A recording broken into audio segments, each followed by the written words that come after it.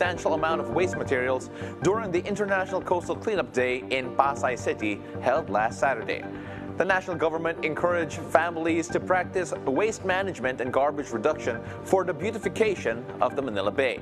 Apart from PCG, the Environment Department and local government units of Pasay City and Manila participated in the event.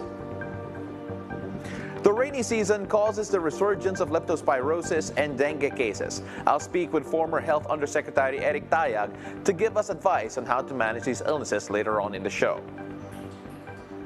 In news abroad, Ecuador faces its worst drought in 61 years, while Japan has experienced record rains. One person died in the Asian country and tens of thousands were evacuated. More on those stories in our global weather. And in New York, United Nations Secretary General Antonio Guterres launched a two-day climate-themed Summit for the Future as part of the UN General Assembly. Some leaders warned of growing mistrust between nations as climate-fueled disasters mount. National leaders addressed the group after adopting a Pact for the Future aimed at ensuring and increasing cooperation between nations, with many calling for urgent access to more climate finance. The UN Climate Summit continues on Monday with speeches from China, India, and the United States.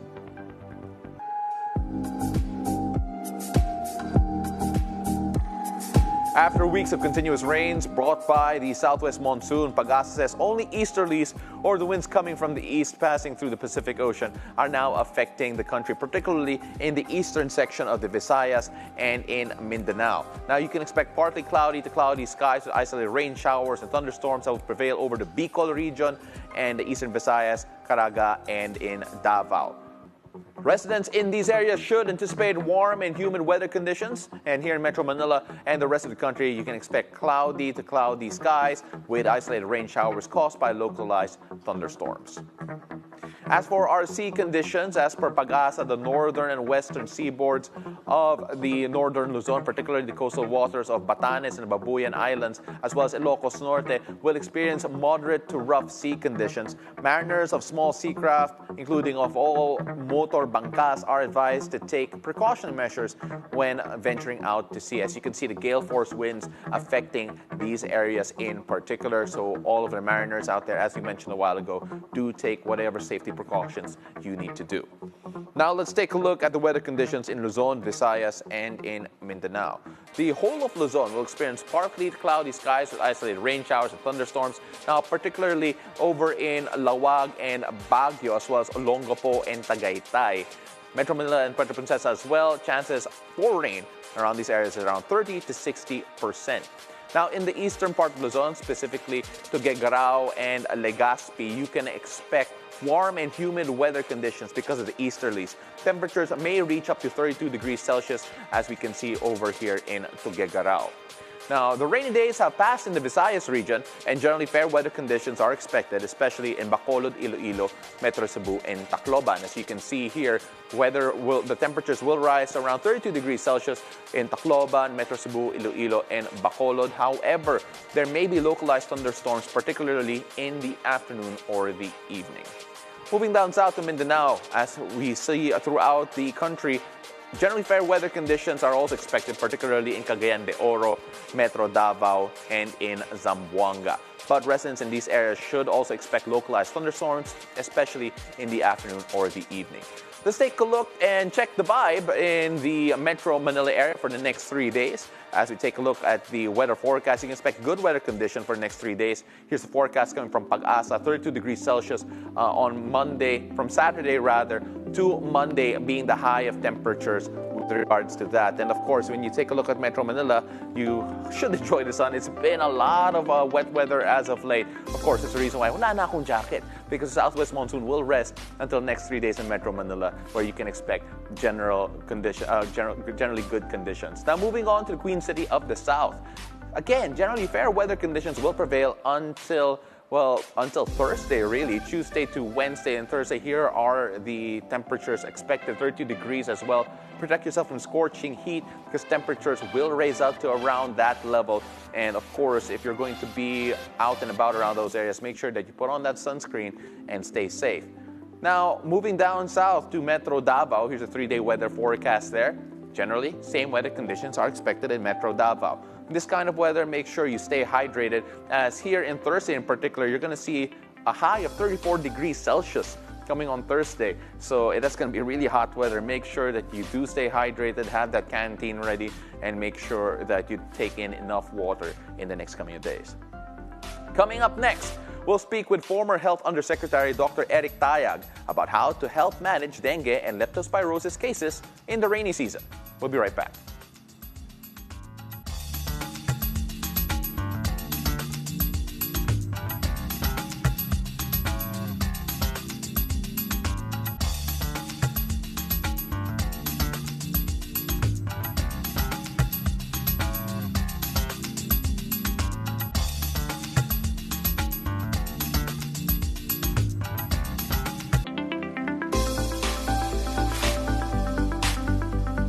Get ready, be prepared, get to the latest updates and reports about what's happening in the world of sports. Hosted by the one and only Anton Rojas. Tune in to the scorecard on BNC weeknights at 10 p.m. because on the scorecard, sports is our business and business is our sport. On BNC, the Bilyonaryo News Channel. It has no authorization. We hope and pray that it will not rise. Thanks for having me here. Our frustrated By myself, basically. We always say that.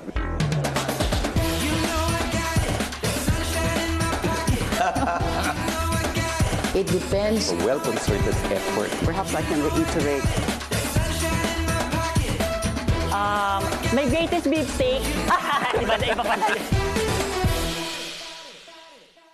What is your biggest mistake? My greatest beefsteak. I wanted to do that before I aura already. Aura.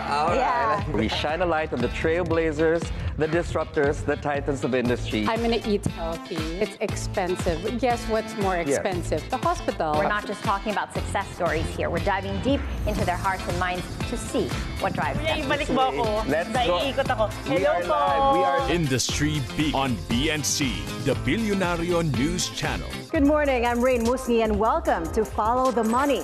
Join us as we explore the tools and insights you need to jumpstart your financial journey. Harness the power of your money so it can take you where there is growth, where there is investment, where there is freedom. Rain Musni sits down with the experts to know where your finances is taking you. Weekdays, 10:30 a.m. on BNC, the Bilyonaryo News Channel.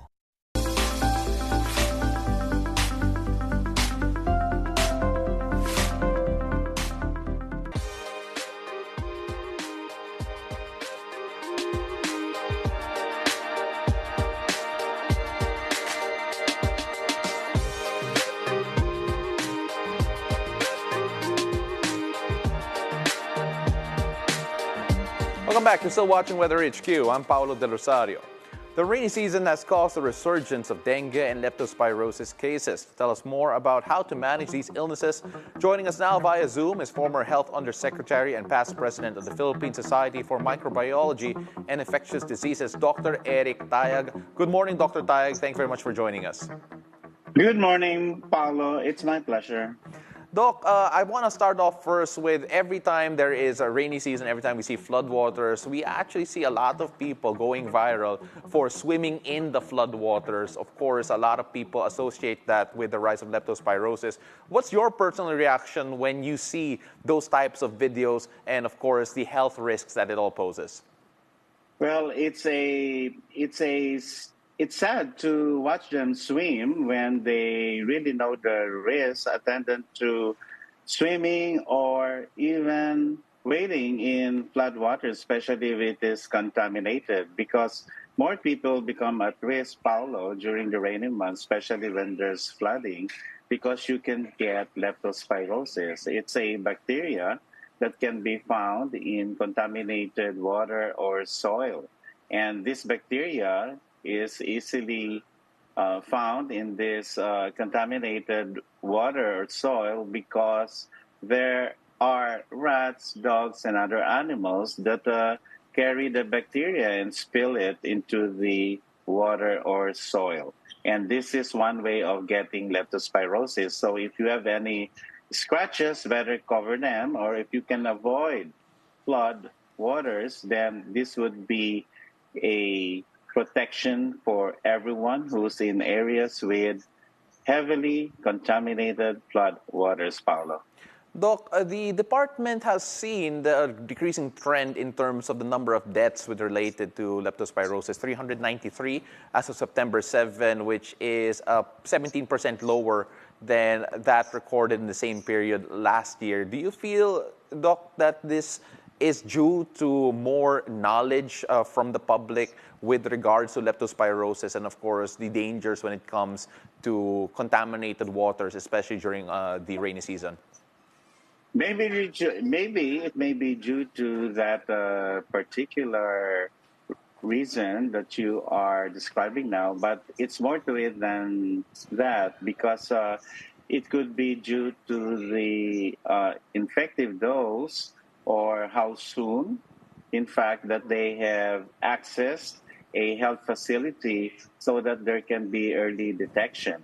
What helps is that you actually prevent yourself from getting infected, and just what I have said is avoiding contaminated flood waters. And if this cannot be done, it's almost possible, especially for our relief and rescue operations teams that actually do their jobs, then you have to take antibiotics for this. It is prescribed, it's available, and so this may actually help reduce the number of deaths. But the number of cases and the number of deaths will be in the range of what we have seen in the past year as this year. Mm-hmm. Doc, the MMDA has recently come out with a resolution, 24003, which bans leisurely swimming or wading in flooded areas and also urges the LGUs to have ordinances to penalize violators who actually do leisurely swim in floodwaters. Just how important is the LGU's intervention in matters like this to curb the spread of leptospirosis and, of course, people being infected by it? While they have good intentions, this might actually give the wrong impression that you only get leptospirosis when you swim in contaminated waters. Even just wading in contaminated waters or even soil when the floodwaters have subsided can put you at risk for leptospirosis. In fact, leptospirosis is also an occupational hazard, and it can also make people at risk in recreational activities, simply just like, for example, hiking, kayaking, and this can actually also put you at risk. But more people are at risk during the rainy months when there is excessive flooding, Paolo. Doctor, another thing that we like to talk about during the rainy season is the rise of dengue, which is endemic to the Philippines. And there have been moves to try and make sure that people are taking the right precautions towards addressing dengue. Right now, looking at the status of how the general public is reacting to the dengue threat, just how do you see the general public reacting to it at the moment?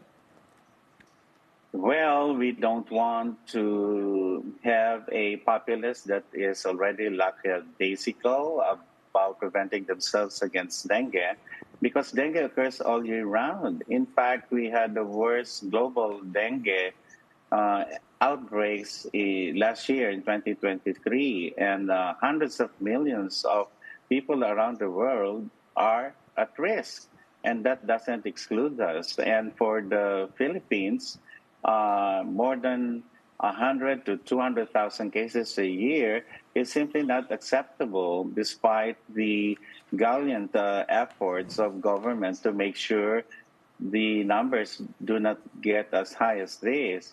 In fact, in June, it's the designated Dengue Awareness Month, we already drumbeat local government units to prepare for a bad dengue season. And that's why the forest strategy has always been the slogan for making sure dengue doesn't get bad. for any given year. Forest strategy, Paolo, is simply searching and destroying mosquito breeding sites, self-protection measures that we don't get bitten by these mosquitoes, seek early consultation, and of course say yes to spraying when it's necessary. Of course, there has been lately a controversy whether the Philippines, the Department of Health, would introduce another type of dengue vaccine following the dengue scare.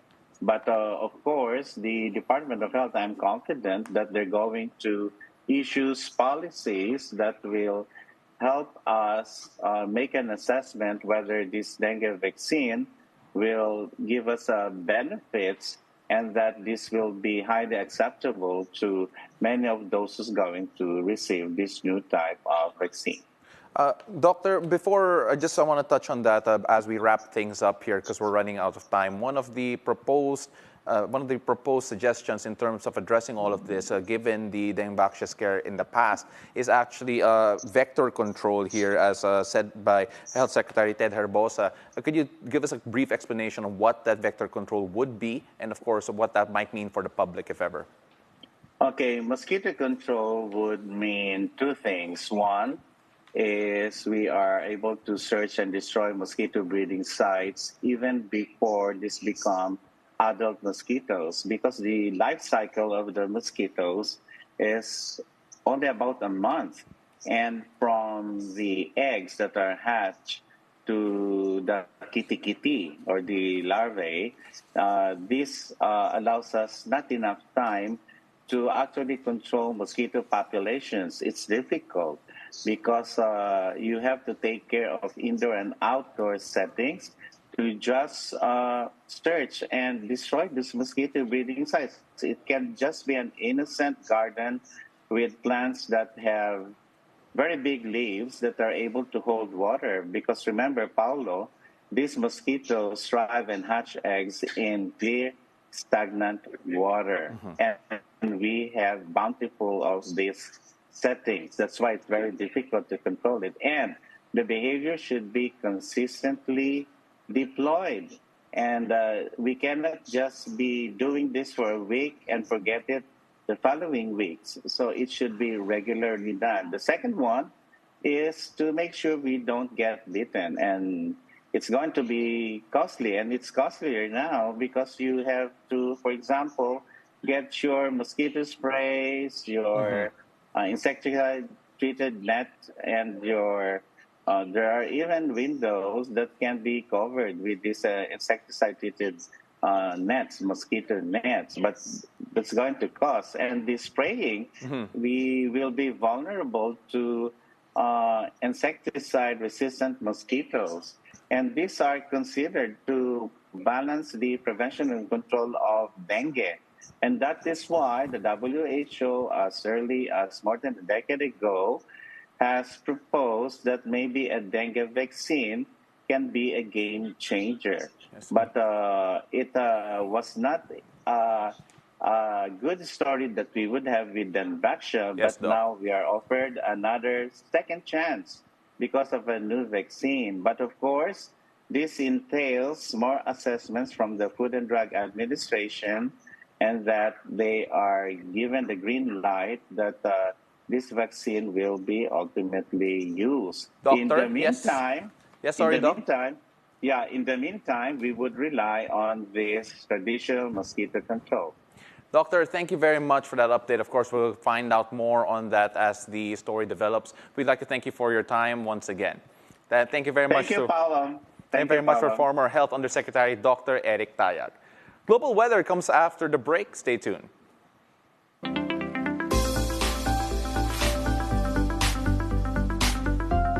Welcome to Pathways to Success, a program that supports micro, small, and medium enterprises. I'm Mai Rodriguez. We are giving spotlight with this innovative business enterprises that shares growth in our community. We support giving these entrepreneurs a chance to fuel their business and be known in the market. Take a look inside their stories, challenges, and success. The more you learn, the more you earn. For more inspiring stories here on Pathways to Success, here on the Bilyonaryo News Channel. Good morning, Attorney Karen. Good morning, Attorney Karen. Hi, Karen. Hi, Miss Karen. Good morning, Karen. Such a pleasure to be here.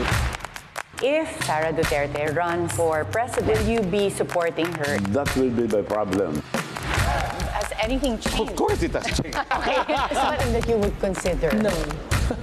How would you rate administration? I think a 6 or a 7. Anong masasabi natin dyan? He's not even denying it. So we know kung sino yung mga involved. This is Pinky Webb, and it's a great opportunity. Pinky Webb. Ang inyong lingkod si Corina Sanchez Rojas. Corina Sanchez. As they uphold their mission is to be proud Dalawang of what we mamamahayag do with na our subok lives. sa Ito ako tapang ay at had talino. the chance to talk with all of you. Maraming salamat. Pagsasamahin ng isa. Agenda. Simula September 9, 6 p.m. sa BNC, the Bilyonaryo News Channel. We welcome you to a brand new week. Let's embrace the day with enthusiasm. So let's make today amazing. We wanted to incorporate Filipino elements to basic clothing. So all the stones you see here are lab-grown. We have lab-grown diamonds, rubies, sapphires, emeralds. Y, up, L, moon hit. Very good. I wasn't collecting, it's just that these are all part of my life. It's a beautiful day. 7 a.m. on BNC.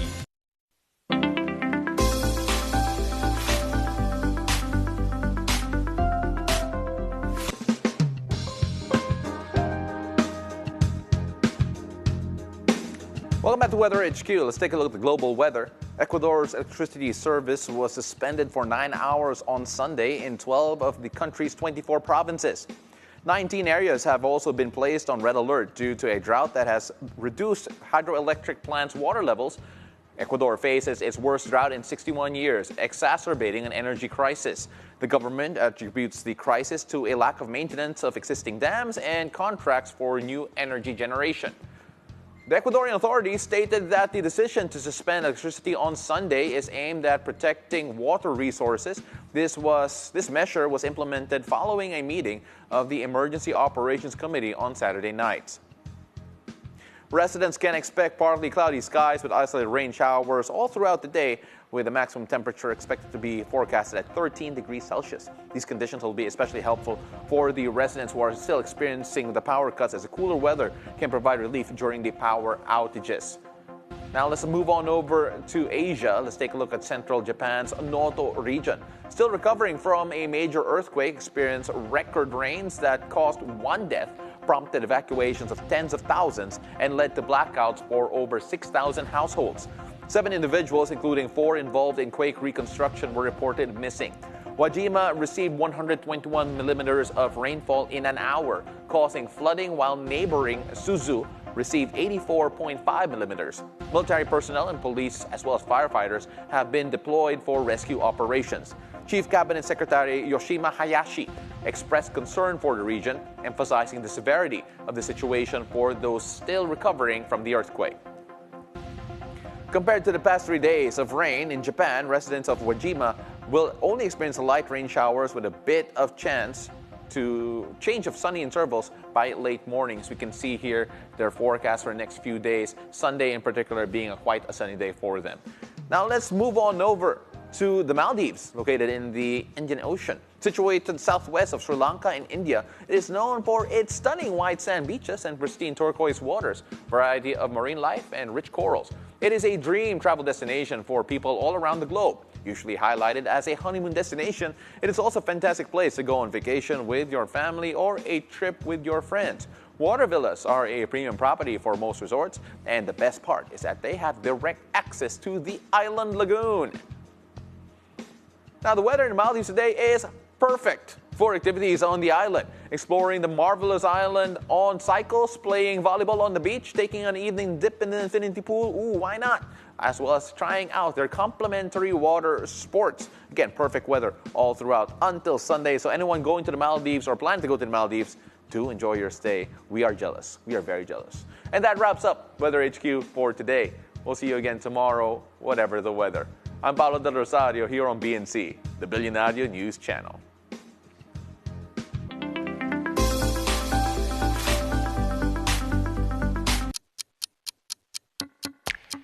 at BNC. 12 noon doesn't mean break. But breaking news, biggest stories, and latest updates. The headlines. Go has already left the country illegally. On the